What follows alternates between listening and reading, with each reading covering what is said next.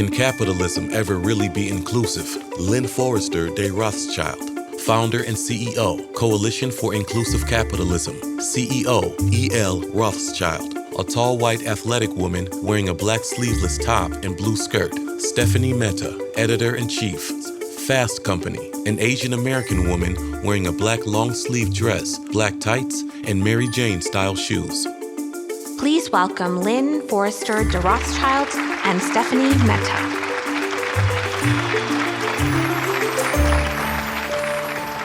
I'm very pleased to be interviewing Lynn de Rothschild, who is a philanthropist, a seasoned executive, and most importantly, for the purposes of this conversation, she is the founder and CEO of the Center for Inclusive Capitalism, which is focused on advancing economic and social justice. So Lynn, thank you for being with us here today. Thank you. Thank you for having me, and thank you for this cover.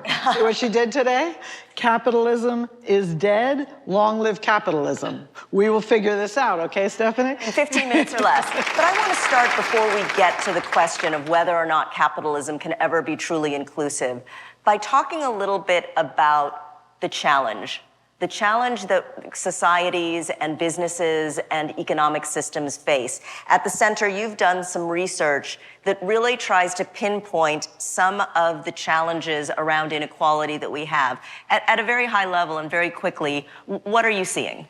So just to level set, and if we don't mind just keeping it to America with a few facts, our top 1% controls 42% of our national wealth. Our top 0.1% controls 22% of our national wealth. And to give that perspective, that amount of money is the same that the remaining bottom 90% controls. And 40% can't come up with $500 in an emergency. Surprise, surprise, 60% of Americans don't believe the system works. That's kind of a rational reaction, I think. So if we don't have inclusive capitalism, which means an economy that works for all, not equal outcomes for all, but equal access to the outcomes that a person desires. We're talking a lot about what's in people's hearts.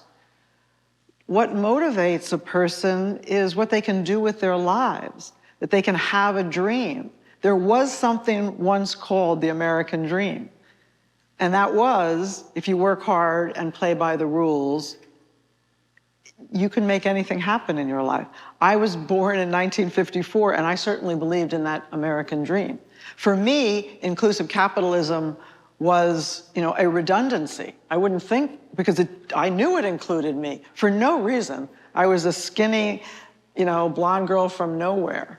And I believed it worked. I believed it was inclusive. But people today think it's a complete oxymoron. And either we've got to decide we're going to give up on capitalism, or we have to make real reforms so that it is a sustainable, inclusive, trusted system that leads to strong economic growth. And one thing we know for sure is economic growth alone doesn't do it. That 0.1%, they've had 1,000% increase in their income, while the bottom 50 has been flat since 1980. So what needs to change for us to truly have corporations that are taking an inclusive approach? We have enlightened leaders of corporations who may be trying to do the right things. What conversation needs to be had with investors so it's not like we're sneaking spinach into the brownies when we talk about, the right thing to do for our corporations? Right, no, it is really, really critical. And what the Coalition for Inclusive Capitalism and a lot of the groups look at is the entire ecosystem. That this is not about asking CEOs to stand up and do the right thing. It is about that, but an example of where it can really go wrong for a CEO is a couple of years ago, the CEO of American Airlines decided that he would pay his flight attendants their increased salary a year earlier than their union negotiated contract demanded. And he announced that, he put that out. And the Wall Street Journal, America said, American pays its employees more, Wall Street goes nuts. So you can't expect a lot of CEOs to travel down that route. So your question is absolutely right. It's the entire ecosystem of the capital markets that have to be engaged in accepting a couple of things. Accepting, number one, that God didn't create the corporation. The corporation is a construct of society. And that social contract that the business has with society, if it collapses, nobody's going to have a decent business. The other part of it is that study after study show that companies that pay attention to their customers, to their employees, to their communities are better long-term value creators. So the asset owners need to lead the way. And what inclusive capitalism is not philanthropy and not CSR. And it's not how we give away our money, but how are we making our money? And each of us, from wherever we are sitting, whether we're an employee, a CEO, or a philanthropist who's wherever we are, we have to ask that question. Are we making our money in the right way? Well, it sounds like the answer to the question we were setting out to answer is, can capitalism be truly inclusive? And the answer appears to be yes. Thank you, Lynn. Thank you.